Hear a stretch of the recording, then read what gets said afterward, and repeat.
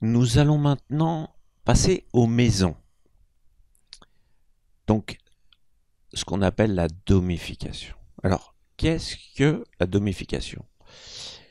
Ce qu'on appelle la domification est une division de la sphère céleste en 12 secteurs que l'on nomme maisons. Et ensuite que l'on place sur le zodiaque. Alors, le zodiaque est une découpe du parcours du Soleil en une année. Les maisons sont une découpe d'une journée de 24 heures. Évidemment, sur 24 heures, c'est lié à la rotation de la Terre.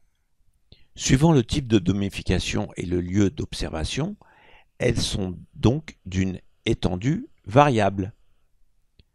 La pointe d'une maison est nommée cuspide. C'est l'endroit le plus fort de la maison. Voici deux thèmes comparatifs avec 2 heures différentes.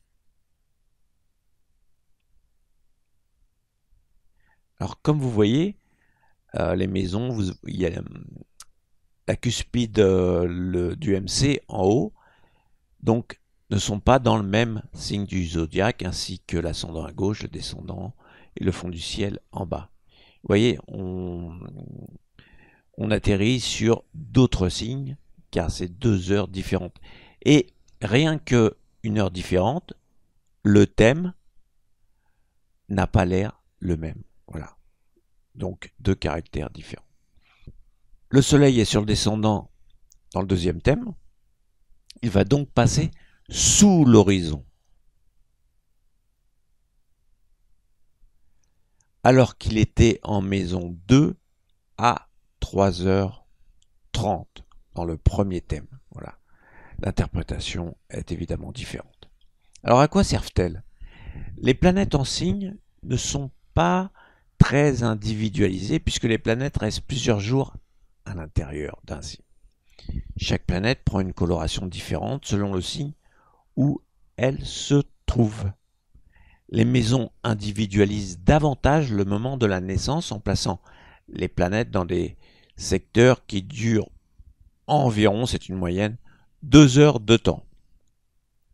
Elles correspondent aux différents secteurs de la vie auxquels on est confronté pour vivre et survivre. Ils sont numérotés et se déplacent dans le sens anti-horaire. Voilà, voici un peu le schéma. C'est la base de la découpe est la division du ciel en 2 axes que nous avons déjà étudiés, mais rappelons pour mémoire.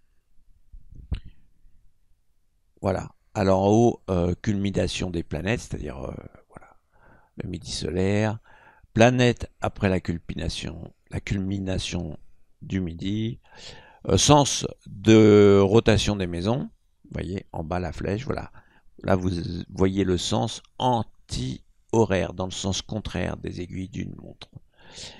À gauche, le lever des planètes, l'ascendant qu'on a déjà vu, et les planètes, juste au-dessus, les planètes après le lever, puisque l'ascendant a tendance à baisser, enfin baisse, à cause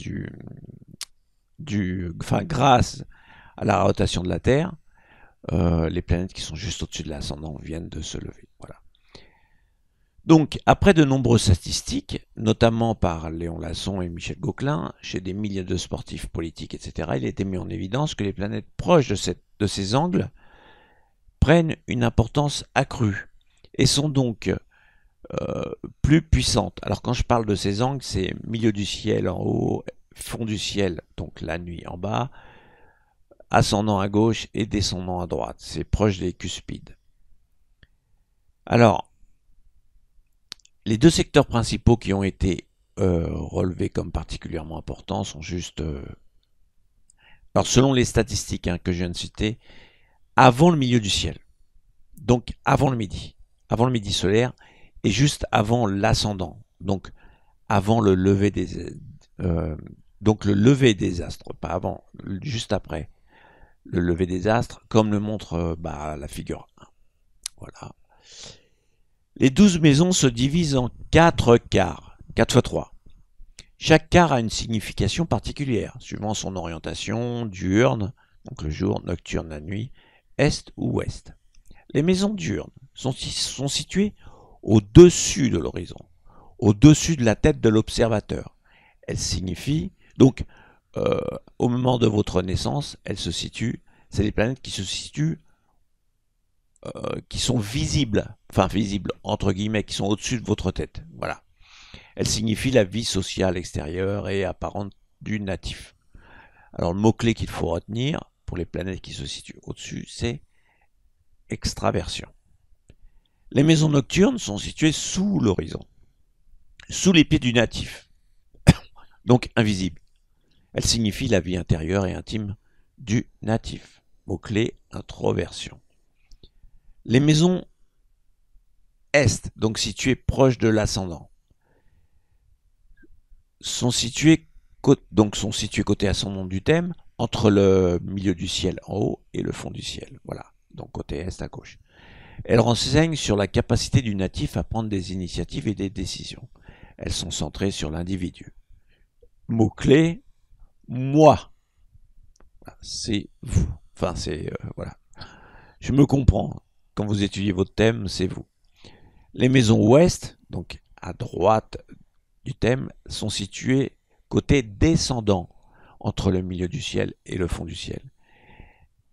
Elles renseignent sur la capacité à vivre en fonction des autres, à les écouter, les comprendre.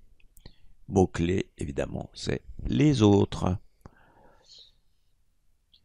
Les axes.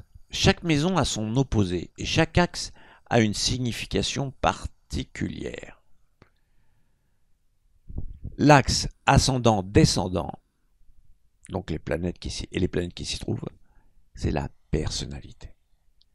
C'est vous et vos réactions en fonction des autres. Voilà. Vous avez aussi, donc, après l'axe 2-8, les possessions. Les possessions matérielles, donc, ce que vous pouvez avoir, et les dépossessions, c'est-à-dire ce que vous accumulez et ce que vous perdez. Mais c'est les possessions, pour résumer. Et l'axe 3-9, la pensée. Alors là, c'est un axe très cérébral. C'est ce que vous accumulez, pareil, ce que vous accumulez en information, et la synthèse que vous pouvez en tirer. Donc là, c'est vraiment la pensée, la philosophie, voilà, la manière de voir la vie, selon votre éducation, etc. Mais on en parlera. Alors, l'axe 9-10, la réalisation de soi. Vous voyez, c'est l'axe le plus au sud et le plus au nord. C'est votre vie sociale et votre vie intérieure. C'est alors une réalisation de soi.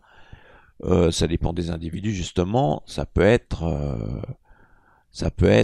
tout ce qui est extérieur à vous, c'est-à-dire avoir une belle voiture, une belle maison, preuve d'une réalisation incroyable, un peu comme Bernard Tapie. Ou alors au fond du ciel, une vie, on peut dire une vie spirituelle intense, une vie, alors pas spécialement spirituelle, mais une vie familiale. Pour vous, ce qui compte, c'est réussir un foyer stable et voilà et calme et pouvoir vous y réfugier. Voilà. Donc après vous avez l'axe 5-11, les affections, tout ce qui est amitié, vie sentimentale, tout ce qui fait appel à l'émotion, voilà, aux émotions. Et en dernier, l'axe 6-12, ça c'est le quotidien et ses épreuves. Alors, pas spécialement les épreuves, mais voilà. Quand ça ne va pas moralement, quand on dit souvent que le stress engendre des maladies. Et ben, c'est voilà. Si vous n'allez pas bien, à force, c'est pour ça c'est pour ça que la maison 6 c'est le quotidien, parce que tout ce qui va s'accumuler en vous, vous allez l'expulser en maison 12. À un moment donné, vous allez être hospitalisé, comme comme un malfaiteur qui fait des casses, au quotidien, qui vole, qui fait des casses, qui est violent. un jour ou l'autre, il va se retrouver en prison, mais en maison 12. Eh ben, la personne qui ne fait pas attention à sa santé, va se retrouver un jour enfermé aussi en maison 12. Voilà. Et tout ça, ça a une logique cohérente. Voilà. Alors, en sachant à quoi correspond chaque axe et la signification de chaque hémisphère, vous pouvez en déduire l'interprétation d'une maison. Un exemple. L'axe de 8 est l'axe des possessions. La maison 8 est du côté ouest, donc des autres.